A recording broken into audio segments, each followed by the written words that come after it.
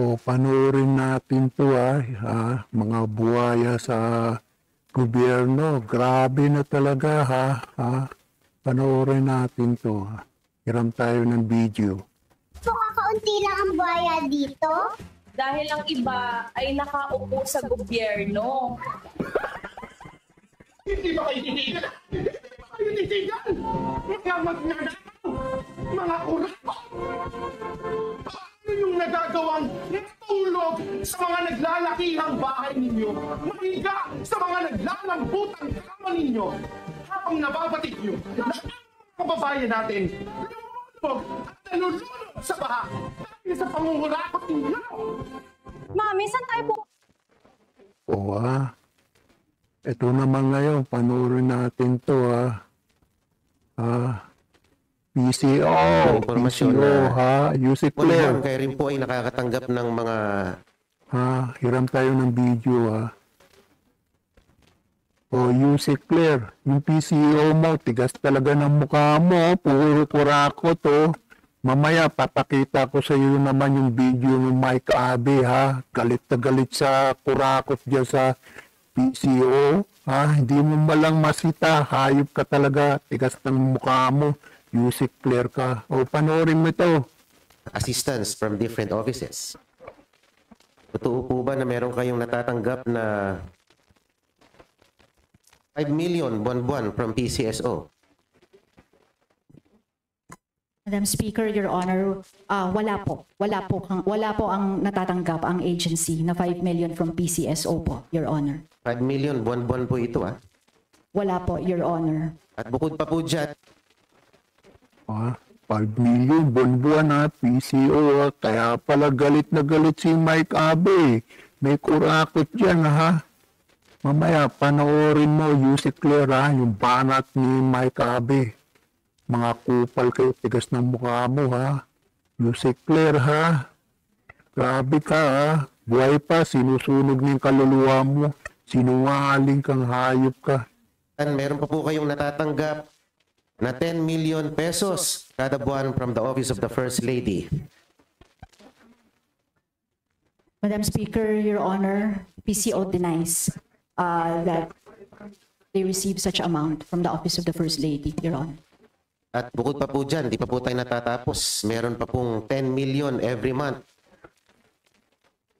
binibigay sa PCO from the Office of the Executive Secretary. Madam Speaker, Your Honor, again, the PCO denies receiving such amount from the Office of the Executive Secretary. Meron din pong nakapagsabi sa akin na meron kayong napakalaking vault sa PCO na lalagyan ng pera. Kung ako po ba'y magpapadala ng tao ngayon dun para mag-inspect for the existence of a big vault na naglalaman at sisidlan ng pera, pwede niyo po bang i-confirm or i-deny ang existence ng vault na yon na lalagyan ng pera?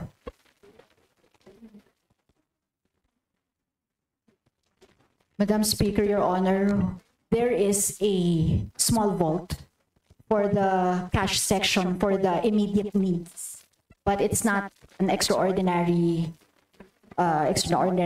big, like a bank vault type of vault, Your Honor. Kasi po, dun daw sa vault na yun, dun tinatanggap yung mga bonuses ng mga keyboard warriors, ng mga vloggers natin na who have reached a certain virality. Dun sila sumasahod. Madam Speaker, Your Honor. Paano yung lingon ng lingon, Talagang guilty itong hayop talaga to. Guilty talaga. Panay lingon Baka magkamali ng sagot siya, yari siya sa PCO. Yari siya kaya anti-clear. Lingon ng lingon. The vault is for the finance section, and it's again It's not an extraordinarily big vault. It's probably in the hip area ko lang po, yung ganun sa the usual ones that you can buy in these hardware or in some- Sigurado, baka po Madam Sponsor, yung nakita nyo lang nasa first to third floor. Pag umakit kayo ng fourth floor, mas malaki yata yung vault dun. Madam Speaker, Your Honor, they deny the existence of such big vault. Yung ano lang po talaga, Your Honor, yung para sa immediate needs, cash vault lang po na for the finance section. Opo. Thank you, Madam Speaker, Madam Sponsor. Kaya hindi ako naniniwalang hindi na mo problema sa pera ang PCO dahil napag-alaman ko rin, if you can confirm, nagme-maintain po tayo ng 4 na head vloggers who are receiving 75,000 pesos monthly. At yung bawat head vlogger na yon ay merong, kumbaga downline o meron siyang sinusupervise na 10 vloggers who receive about 10 to 50,000 pesos allowance depende sa kanilang performance. Would you confirm that, Madam Speaker, Madam Sponsor? Madam Speaker, Your Honor, again, the agency denies that there is an existence of end loggers who earn that much, Your Honor. Puro deny kayo ha, PCO ha. Puro ka deny ha. O panoorin nyo to, PCO. Anti-clear ha. Si Mike Abe naman ang babanat sa inyo.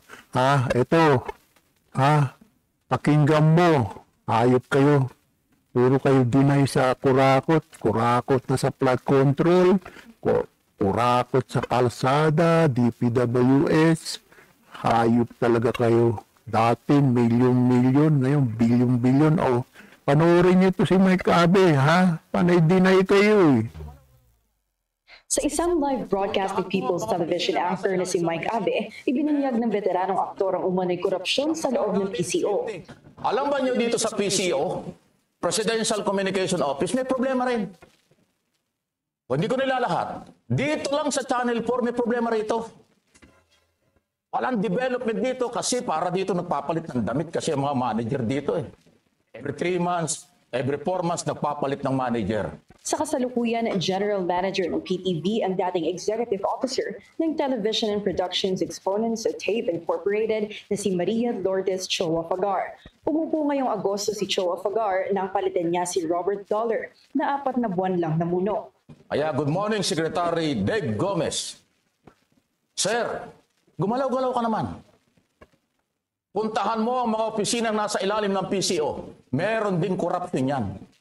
Ang magagalit, guilty. At magalit kayo, mag-guilty kayo, wala akong pakialam sa inyo. Sobra na eh. Pagpapatunay lang po ito mga kaibigan na hindi lang ang DPWS ang may problema sa paggamit ng pera. O, kita mo ha, napapansin ni Mike Abe ha, di lang DPWH ha. Yusiklet, ikaw, hindi mo ba napapansin yung PCO? Ha? Tigas talaga na mukha mo, ha? Pagtanggol mo pa, ha? Magsinungaling ka pa, hayop ka. PCO. Ha? Walang kurakot. Kupal ka talagang hayop ka talagang Yusikler ka. Hawak ng pera. Proposed project at budget every year. Maraming ahensya ng gobyerno ang may ganyang problema. Sa loob ng 3 taon ni Pangulong Bongbong Marcos, pang-5 kalihim na si Dave Gomez na sumunod kina Jay Ruiz, Cesar Chavez, Cheloy Garafil at Trixie Cruz Angeles. Ayon kay Abe, hindi maayos ang gusali at maintenance ng istasyon kahit na may budget naman ang ahensya. Dagdag niya, kailangan ding linisin ng PCO dahil sa pagpapalit-palit nito ng managers. Office of the President ito pero hindi alam ng Pangulo. Maraming problema, sir. Pakiayos lang po, Dahil kaya tuloy-tuloy tayong pagbabayad ng buwis, bilyon-bilyon, trilyon ang budget natin taon-taon, alam mo lang nangyayari. Nakakahiya tayo, sa totoo lang. Sa official social media page ni Abe na Mike Abe Opinions, sinabi nitong umalis na siya sa PTV, IBC 13 at Radyo Pilipinas. Sa ngayon, wala pang pahayag ang Malacanang o si Secretary Gomez sa issue. Para Oh, kita mo Yusek Claire, ha? Napanood mo ba yung banat ni Mike Abe? Dati, ano kayo magkasama kayo, tuwan-tuwa pa kayo dalawa, ha? Yung nag-interview sa iyo, si Mike Abe. Ngayon, binabanatan niya yung PCO. Hayop kayo, ha? PCO. Binabanatan ni Mike Abe, ha? Tahimik ka lang. Kupal ka talaga, Yusek Claire, ha? Ang dami pala kurakot, pati dyan pala May anay din pala, ha? Grabe kang sinungaling kang walang kurakot, hayop ka, Yusek Claire ka. May blood na naman ako. Tapo.